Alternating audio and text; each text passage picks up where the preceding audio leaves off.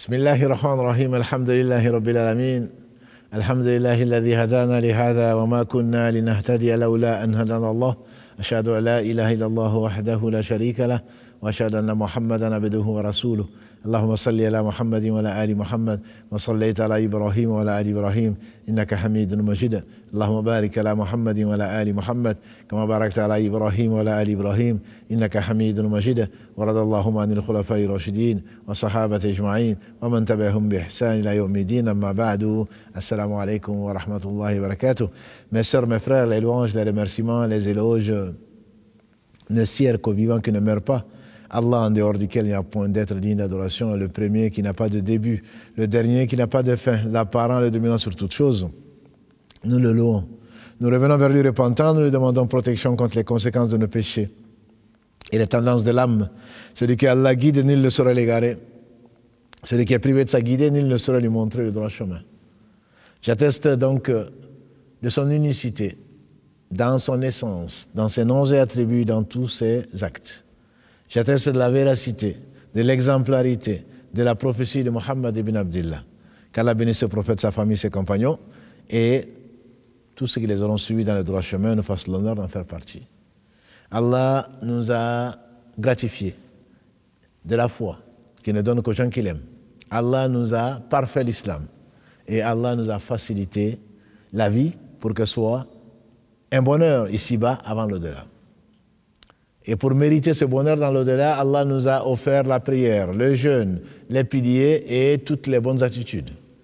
Parmi les œuvres qui n'ont pas de pareil, il y a le jeûne. Et le jeûne, c'est dans la journée, du lever de l'aube au coucher du soleil. Et Allah a béni celui qui choisit ce qu'il bénit, des jours, des moments comme des lieux. Il a particulièrement béni une nuit, qui est la nuit de l'Qadr, qui vaut 1000 mois, voire plus. Et donc Allah subhanahu wa ta'ala a inspiré le prophète sallallahu alayhi wa sallam de se lever la nuit pour prier, il veillait les nuits.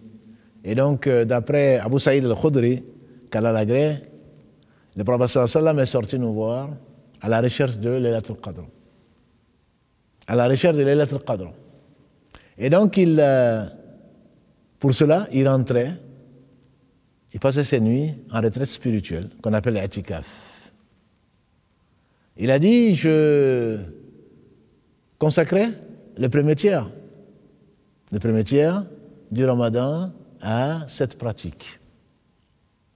Mais il m'est apparu que ce serait mieux de le faire dans le deuxième tiers, deuxième décade. Et cette nuit que je recherche, je l'ai vue. Et on me l'a fait oublier, c'est probablement du bien pour vous. En effet, c'est du bien pour nous, parce qu'on va la rechercher encore plus pour celui, en tout cas, qui n'est pas administratif. C'est du bien pour nous. Si Allah avait voulu, il nous aurait montré Laylatul Qadr. C'est du bien pour vous, a-t-il dit. Je me suis vu en rêve, en train de me prosterner dans la boue. Celui qui rapporte ce hadith, qu'Allah l'agrée, il a dit que le prophète sallam, il a plu cette nuit. Et de l'eau a traversé le toit qui était fait de branches de palmier de la mosquée noble du prophète sallallahu alayhi wa sallam, la deuxième meilleure mosquée sur cette terre. Une prière dans cette mosquée vaut 1000 prières ailleurs, sauf à la Mecque qui vaut 5000 prières. Et j'ai vu le prophète sallallahu alayhi wa sallam le lendemain ressortir avec la boue sur son front, alayhi salatu wa sallam, et c'était la nuit du 21. Donc du 20 au 21. Le hadith, il est authentique. Et ceci prouve que le prophète sallallahu alayhi wa sallam était celui qui faisait le plus d'efforts, et pour le faire, qu'est-ce qu'il recherchait? Il rentrait en retraite. Et notre mère Aïcha, qu'Allah l'agrée, elle disait, le prophète sallallahu alayhi wa sallam, quand les 10 dernières nuits, la dernière décade arrivait, il serrait sa ceinture. On dit que c'était l'abstinence vis-à-vis de ses épouses. Il priait la nuit et il réveillait sa famille. Parce qu'il veut du bien. Et nous attestons qu'il est avec ses femmes au paradis. Parce qu'Allah subhanahu wa ta'ala a choisi les meilleurs pour accompagner le meilleur des hommes, Muhammad sallallahu alayhi wa sallam. Donc ce prophète alayhi salatu wa sallam consacrait les dernières nuits, les 10 dernières nuits du Ramadan en ce qu'on appelle la retraite spirituelle et i'tikaf. Et i'tikaf en arabe, c'est le séjour. C'est le séjour. C'est séjourner plutôt. Et en fait, on le fait dans la mosquée, comme Allah le dit, wa antum aakifuna fil masajid. Et vous faites l'i'tikaf dans les mosquées. On le fait dans les mosquées, c'est l'une des conditions, c'est pas dans le désert. Ce n'est pas chez soi, comme certains marabouts ou charlatans disent, je veux faire la khalwa, c'est-à-dire que je veux m'isoler avec Dieu. Dieu n'a pas besoin de toi. Et Allah subhanahu wa ta'ala est proche des croyants, où qu'ils soient. Et tu n'as pas besoin de rentrer dans une chambre noire avec tes djinns pour faire de la sorcellerie. Et donc ça, ce n'est pas une pratique prophétique. Lui, il restait dans la mosquée les 10 dernières nuits de Ramadan. Et donc, Allah dit « Wa antum akifuna fil masajid » et que vous êtes en train de faire l'i'tikaf consacré toutes les journées au jeûne, la nuit, à la veille, dans les mosquées. Et un hadith a été authentifié, même si les mosquées sont au pluriel. En arabe, on sait qu'il y a le singulier, il y a le duel, et une fois que ça, on arrive à 3, on parle du pluriel. Et un hadith authentique, pas de i'tikaf, pas de retraite spirituelle, sauf dans les 3 mosquées, j'entends la Mecque, Médine et donc le Quds en Jérusalem, qu'Allah subhanahu wa ta'ala bénisse ces 3 lieux et les libère des injustes. Et donc ce sont ces 3 mosquées où il a été authentifié qu'on peut faire. Mais l'avis majoritaire des savants, c'est qu'on peut la faire dans n'importe laquelle des mosquées. Mais l'avis basé sur le hadith, c'est l'une des 3 mosquées. Et on s'abstient donc des femmes, il n'y a pas de relation conjugale quand on fait l'i'tikaf. On peut en sortir par besoin, soit parce qu'il n'y a pas de toilette, soit parce qu'on doit se laver, soit c'est pour cela qu'il est conseillé de le faire dans la mosquée.